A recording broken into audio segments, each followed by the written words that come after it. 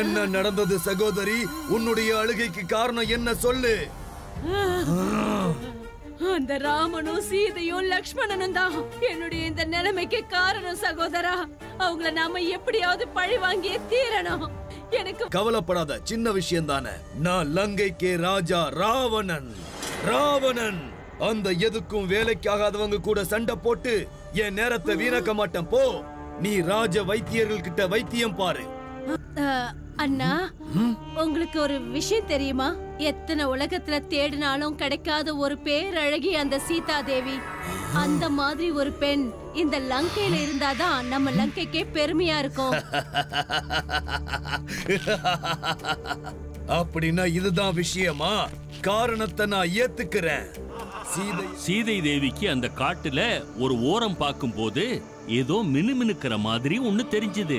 அதற்குள்ள இருந்து எட்டி பார்த்த ஒரு தங்கமான அவங்க பார்த்தாங்க. சுவாமி, எனக்கு அந்த தங்கமான் வேணும். அண்ணா, அந்த தங்கமான் உண்மையாவே ரொம்ப அழகா இருக்கு. இருந்தா இந்த உலகத்துல உன்னோட சந்தோஷத்தை விட எனக்கு வேற எதுவுமே முக்கியம் இல்ல.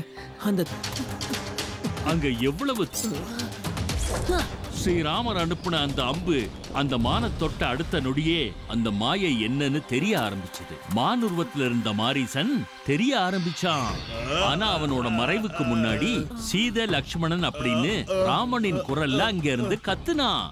சீதா, லக்ஷ்மணா, காப்பாத்துங்க! லக்ஷ்மணா, காப்பாத்துங்க! அதுக்கப்புறம் அவன் கையில இருக்கிற அம்ப வச்சு வீட்டை சுத்தி ஒரு சின்ன இடத்தை கூட விடாம லக்ஷ்மண ரேகைய வரைஞ்சு விட்டுட்டு போனாரு.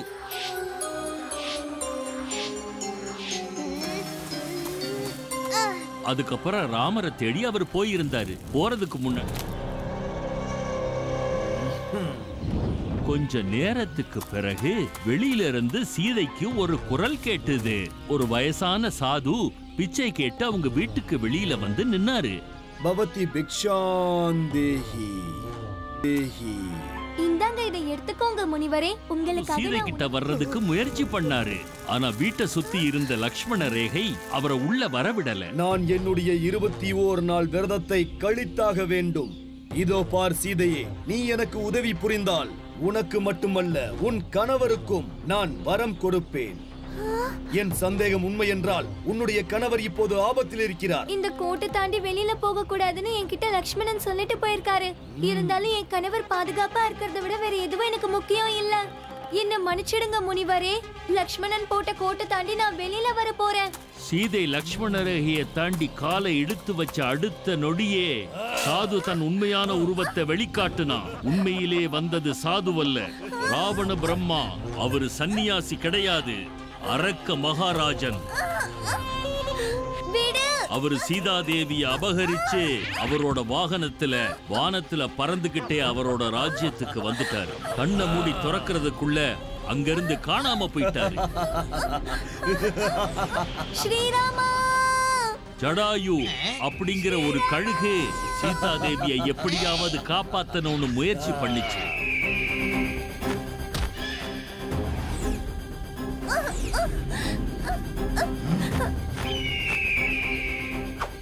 ஆனா ஜடாயுவோட முயற்சி வீணா போச்சு.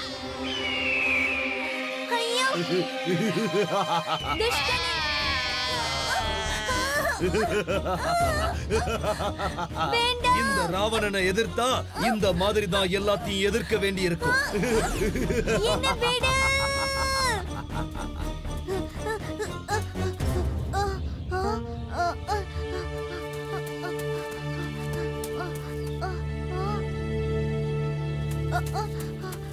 அண்ணா, அண்ணா, உங்களுக்கு எதுவும் ஆகலல? காப்பாத்துங்கங்கற உங்க குரலை கேட்டு சீதா அம்மா உங்களை கூட்டிட்டு வர சொன்னாங்க. எனக்கு எதுவும் ஆகல லட்சுமணா.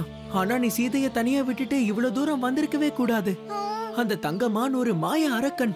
என்னோட குரல்ல காப்பாத்துங்கன்னு கத்துனது அவன்தான். அங்கிருந்து 2 பேரும் ஓட ஆரம்பிச்சு குடிசை கிட்ட வந்து சேர்ந்தாங்க. நிலைமைய பார்த்து ரொம்ப கவலைப்பட்டாங்க. சீதாதேவி அங்க இல்லங்கிறத தெரிஞ்சுக்கிட்டு பதட்டப்பட்டாங்க. சீதா! ஒரு நொடி கூட தாமதிக்காம அவங்க சீதையை தேட ஆரம்பிச்சாங்க. சீதா!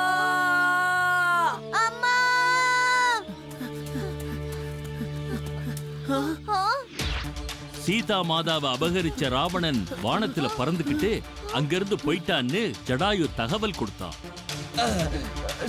ஸ்ரீராமச்சந்திரரே, என்ன மன்னிச்சிடுங்க. துஷ்டனான ராவணன் கிட்ட இருந்து சீதா தேவியை என்னால காப்பாத்த முடியல. ஆனா நான் என்னோட முழு சக்தியை பயன்படுத்தி போராடினேன். அவரை தேடுறதுக்காக நீங்க தெற்கு திசையிலேயே பயணம் பண்ணுங்க. உன்னோட உதவி எங்களால என்னைக்குமே மறக்க முடியாது. நான் உனக்கு வாக்கு கொடுக்கிறேன் ஜட்டாயு. இந்த துஷ்ட வேலைகளை எல்லாம் செய்யற அந்த ராவணனை கண்டிப்பா நான் தண்டிப்பேன்.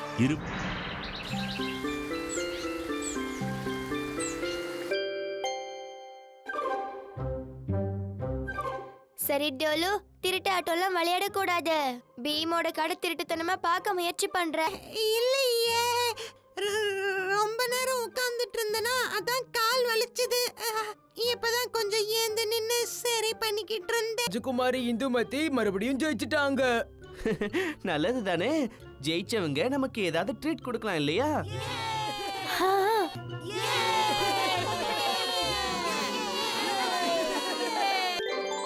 எல்லாரும் போயிட்டாங்கப்பா, சாப்பிட போயிருக்காங்க.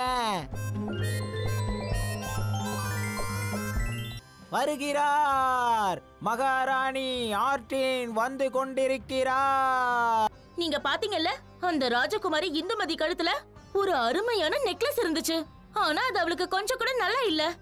அந்த அழகான நெக்லஸ் நான் போட்டுக்கிட்டா அந்த நெக்லஸுக்கே பெருமையை சேர்க்கும். வாங்க. சரி, சொல்றபடியே செய்யறேன். இப்ப நான் சொல்ல போற விஷயத்தை கேட்டீங்கன்னா ஆச்சரியப்படுவீங்க.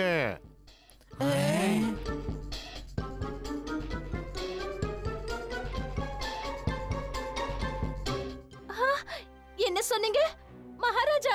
அந்த நெக்லஸ் அவங்க கைக்கு போக கூடாது, என் கைக்கு தான் வரணும். என்ன சொன்ன? இவ தன்னை என்னதான் நினைச்சிட்டு இருக்கா? அந்த நெக்லஸ நான் போட்டுக்கிட்டாதான் அழகா இருக்கும். அவ அப்படியா சொன்னா? மகாராஜா, அந்த நெக்லஸ் அவ கைக்கு போக கூடாது, அந்த நெக்லஸ் என் கைக்கு வரணும். ராஜ்குமார் இந்துமதியோட நெக்லஸ் வேணும். அதை என் மகாராணி கேட்டு இருக்காங்க. அதை அடையறதுக்காக மன்னர் கூட போராட வேண்டி இருக்கும். இந்த மாதிரி நடக்க விட மாட்டேன். அந்த அவங்களுக்கு தான் வேணும்னு சொல்லி இருக்காங்க.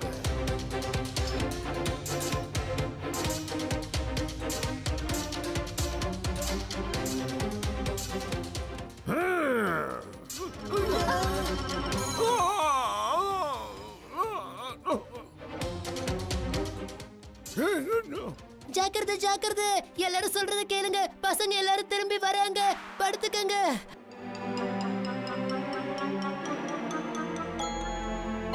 இந்த கார்ட்ஸ் எல்லாம் நம்ம வேற இடத்துல வச்சிருந்தோமே, அது எப்படி இந்த இடத்துக்கு வந்ததுன்னு தெரியலையே. ஒருவேளை காத்தடிச்சு இந்த மாதிரி ஆகியிருக்கலாம்ல. மகாராஜா உங்க எல்லாரையும் கூப்பிடுறாரு. கிளம்புங்க.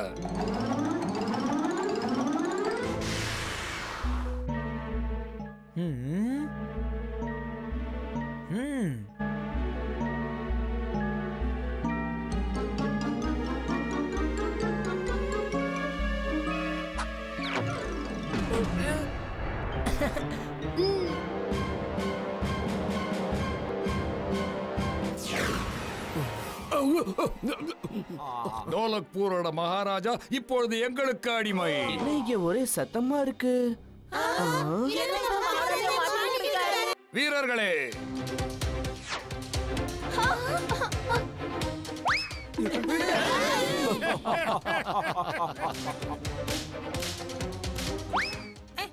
ராஜு, இதா புடி.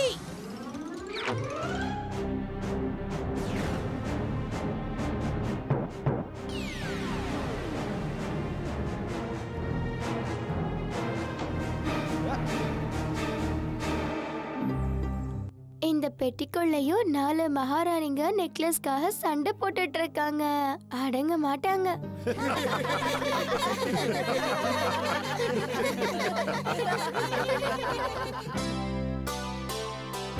ஆமா தாத்தா, உங்க போட்டியில நிறைய அற்புதமான பொருட்கள்லாம் இருக்கு இல்லையா, அது எங்களுக்கு காட்டுங்க. சரி, அத நான் இப்ப காட்டுறேன்.